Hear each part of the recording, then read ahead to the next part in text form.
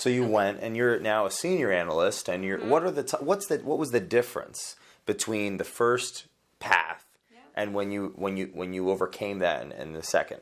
Yeah, so as a senior analyst, when I took this position, I reported directly to a managing director, this woman, Kathleen, who is a mentor and dear friend of mine now. I reported directly to her. And if you think about the hierarchy of a company, a managing director is way up here. Yeah. And a senior analyst is way down here. So there were a ton of levels in between us.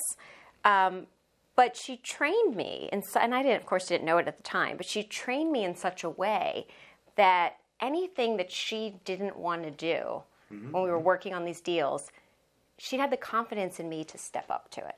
And she gave me that freedom to step up to it. And I remember this one time we were on a conference call. She was supposed to be on the call too. It was with attorneys. We were negotiating because we were working commercial real estate, just to back up.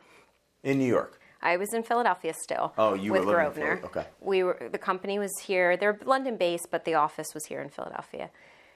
We were acquiring real estate throughout the U.S. on behalf of our clients. And so this one particular deal, we were partnering with a developer in New York City. We were the money. Grosvenor was the money, and the developer was, heading the project. We were going to be building an apartment building in Brooklyn.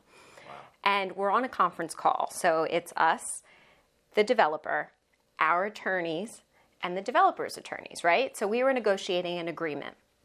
We get on the call. Kathleen is supposed to be on the call. I'm in my little cubicle. She's in her big corner office.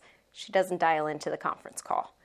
And I'm thinking, okay, I know she's in her office. Why isn't she dialing into the call? So it was trial by fire, and I found this out later. So we have to go forward with the call. We've got all these attorneys, and they're billing hourly. So we start negotiating, and we're negotiating over a document. And thankfully, the attorney who was representing Grosvenor knew me and knew I was more junior, so she helped to take the lead on it, but really.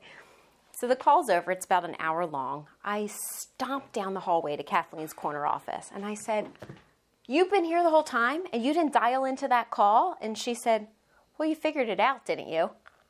And I was shocked by that. And she gave me a piece of advice that I now give to my team all the time. And she said, "We're buying real estate. We're not saving lives. Any mistake you make, we can fix. And may you always have that perspective." And I thought, whoa, that is really fascinating. And that was a pivotal career moment for me.